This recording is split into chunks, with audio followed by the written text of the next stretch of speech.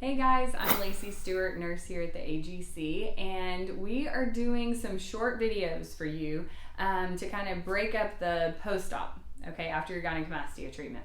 So this one is just going to be about day one post-op. We don't always see patients back in the office for 1 day post-op, but this patient we did because we did an actual video on him yesterday, and we just kind of wanted to see him in person and do the follow-up video. But the focus is going to be on just what you need to know that first day post-op, taking off the garment, all that good stuff, dressing changes, showering, whatnot. He's already taken a look at his chest, he cheated. But let's pretend, he hadn't done anything. When you take off the garment for the first time, you want to be laid flat. For the purpose of this video, I am not laying him flat because I want you guys to be able to see it. I also know that he did pretty well this morning taking the garment off, and he didn't get dizzy, and so that's why I'm not laying him flat. But of course he's got the ACE wraps, 2 ACE wraps on top of the compression vest, okay? And so I'm just gonna go ahead and remember, you guys will be laying flat for this part. And let's see here. A lot of times, well, all the time, we put 2 safety pins up here to hold these in place because they'll slip around your waist. Okay, you can rest back. All right, so arms comfortable as your side. So you're just gonna take this completely down. And of course, underneath here, he's got all the padding that you probably changed your dressings, but he would normally have all the padding that we had him leave here with yesterday. All right, and so I just want to show you guys this. This is a normal amount of drainage. Even more is to be expected, okay? And he had the pads up here. That and was then completely red this morning. It was, yeah, completely saturated. So nothing to be alarmed about there. So this is the lipofoam. This is going to be awesome for helping the skin adhere back nicely. It almost kind of plasters, and let me actually show you this. Let me get this off. I'll show you why I love the lipofoam so much. Do you see it's almost like a perfect square where the lipofoam was? It pushes out swelling and it helps to pull that skin back. So lipofoam is your best friend, okay? So our standard gynecomastia treatment is going to include, you've got your incisions here and one up in the axilla. Here, Denise, can you see it? You see up in here? That incision, I call this a stab incision because it's really small. Okay, you can put your arm down. I also want to let you guys know that this is not the time to be picking apart your result, okay? It's totally different than it was yesterday, but he just had surgery and is traumatized. I have a lot of patients call and they'll say, well, I'm more swollen here than up here, or, things like that. There's gonna be some irregularities and some just irregularities, really, because we put in a lot of fluid to soften up the fat so that we can to get it out, so we can do the liposuction. So his body is trying to absorb that fluid, and so sometimes it's more up here than down here, things like that, So I just don't want you to get upset or worried at day one post-op. Just understand your body is doing what it needs to heal, okay? And you got to give it time. In a lot of ways, this is instant gratification, but in other ways, you just got to work the process, okay? So you've taken off all the garments, everything looks good. I'm always looking for a hematoma, okay?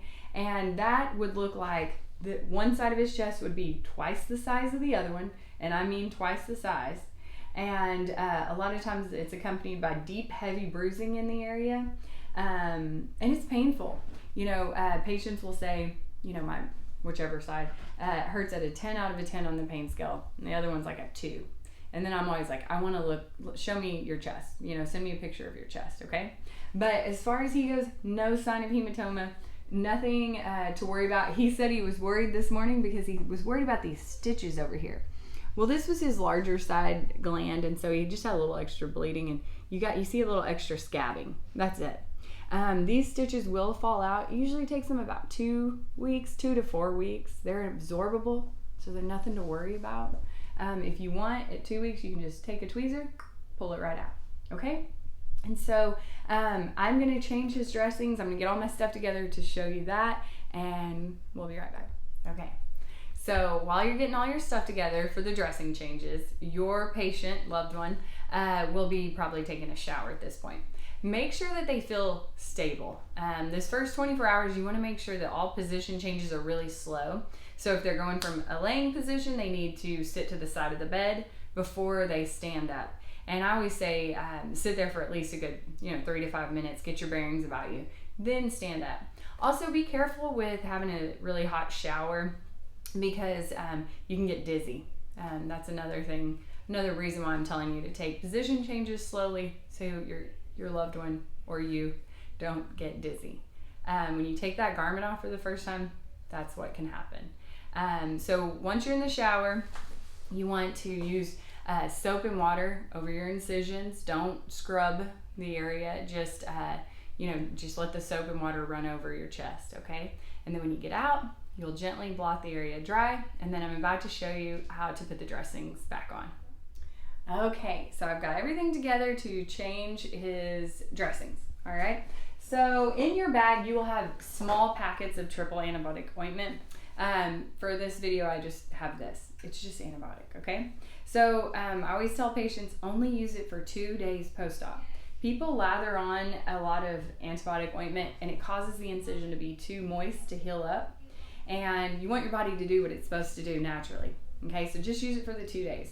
Also something that we've started telling people is you can use peroxide on a Q-tip to clean over your incision line, and that is nice to kind of get rid of those little scabs that you'll see, and it kind of speeds up the process with the sutures and stuff. So all right, so we're just taking a small amount of antibiotic ointment and we're just going to put it on all these little incisions right here, and you see there's no rhyme or reason, just get it on there.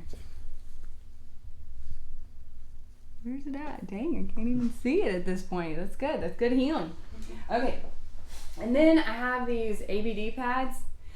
You can keep it folded up if you want or unfold it. Again, there's no rhyme or reason. Just do what works for you. But this is something I will say. When I put these up here in the axilla, I will kind of pull it out through the garment here because that helps to protect, it helps to protect your armpit from this cutting in.